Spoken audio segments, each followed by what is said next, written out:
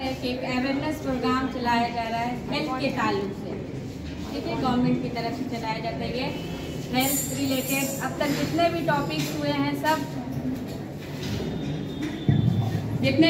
हुए हैं सब हेल्थ रिलेटेड है, ताकि आपको अवेयर किया जाए आपकी सेहत कैसे अच्छी रहेगी। इससे पहले दांत के बारे में बताया गया, स्किन के बारे में बताया गया, तो इसको सुनकर इस पर अमल करना है और हेल्दी रहना है। इसी ताल्लुक से आज एक बहुत ही बॉडी का इम्पोर्टेंट पार्ट होता है आँख को कैसे बचाया जाए, जो ये बर्निंग टॉपिक है पूरे वर्ल्ड के लिए कि स्क्रीनिंग विजन सिंड्रोम या कंप्यूटर विजन सिंड्रोम। क्योंकि टेक्नोलॉजी डेवलप कर रही है तो हर कुछ हम लोग को स्क्रीन के जरिए ही ऑनलाइन काम किया जाता है।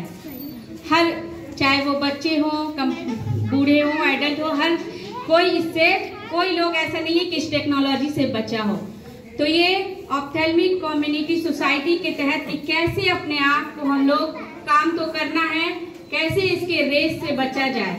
और इसका जो रेस होता है वो बहुत ही इफेक्टिव, बहुत ही डेंजर होता है। बहुत ज्यादा अगर इसका इस्तेमाल किया जाए तो भी आता है कि हम लोग अगर हर वक्त लगा कर रहते हैं तो इससे ब्रेन ट्यूमर होने की जितने रेशियो बढ़े हुए हैं, ब्रेन ट्यूमर का जो रेशियो बढ़ा है, इसका एक काउस स्क्रीन भी बताया जा रहा है कि हम लोग बहुत ज्यादा जो है रेस के करीब रहते हैं, रेस से रिलेटेड रहते हैं। लेकिन ये डेवलप सोसाइटी या डेवलप लाइफ स्टाइल में हम लोग का जुड़ गया, तो इसको कैसे प्रिवेंट करें अपने आईज को या अपने आप को। तो सबसे पहले हम लोग देख रहे हैं कंप्यूटर विजन सिंड्रोम। इसके सिंड्रोम ये स्क्रीन टाइम या सबसे ज्यादा जो आज ये परेशान है हम लोग बच्चों में, कि बच्चों को कैसे बचाया जाए मोबाइल से या फिर इसके रेस से।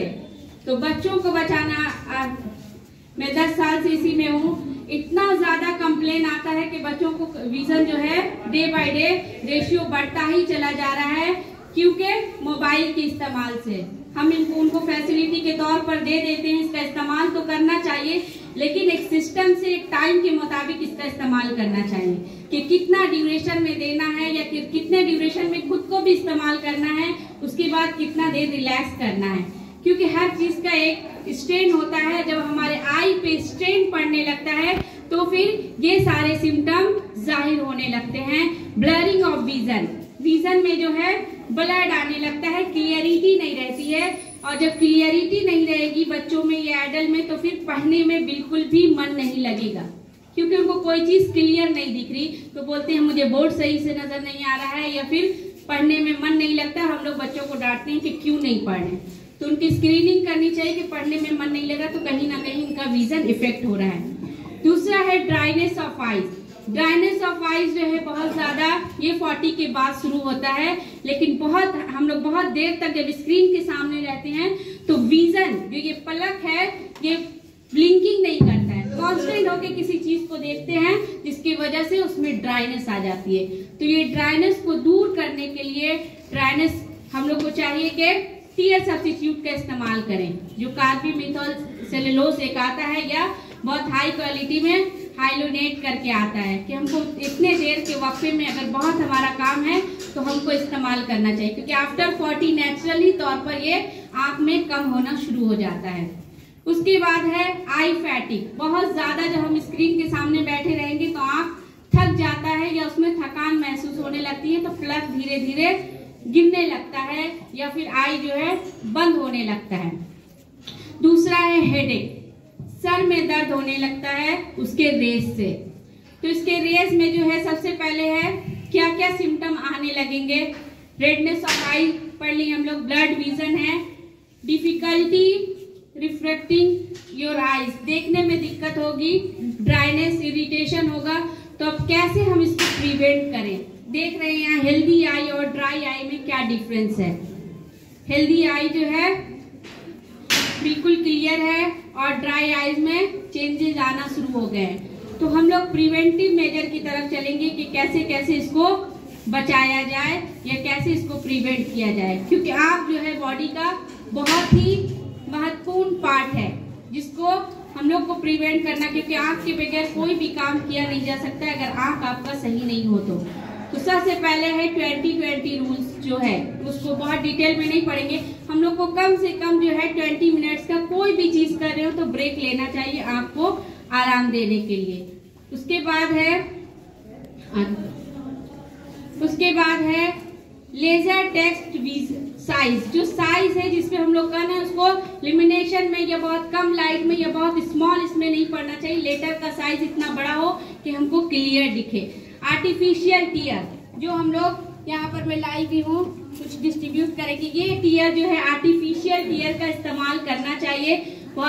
आफ्टर 40 तो करना ही करना है, नहीं तो 60 के बाद बहुत ज्यादा आंख में जो है ग्रिटीनेस यानी चुभन होने लगती है, जिसके कारण पेशेंट हर वक्त चिड़चिड़ापन का, इरिटेशन का शिकार रहता है। चुभन तो आंख में होती है लेकिन हर वक्त इरिटेट रहेगा।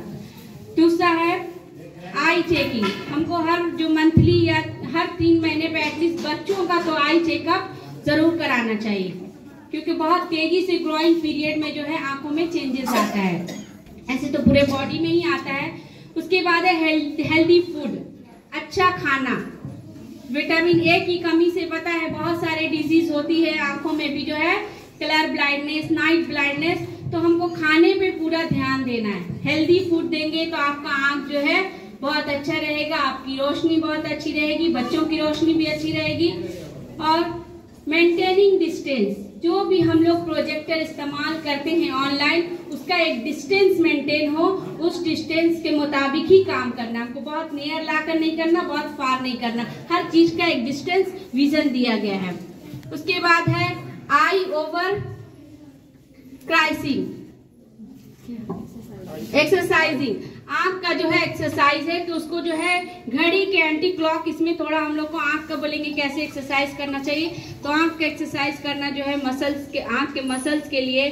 और ऑप्टिक नर्व जो जाता है ब्रेन तक, हम लोग तो आंख से नहीं देखते, ऑप्टिक एट्रोफी हो जाती है, तो जितनी अच्छी भी आपकी लेंस रहे, कॉर्निया रहे, उसके बाद भी रोशनी चली जाती है, क्योंकि आंख का नस जो है सूख जाता है, जिसको ग्लूकोमा बोलते हैं।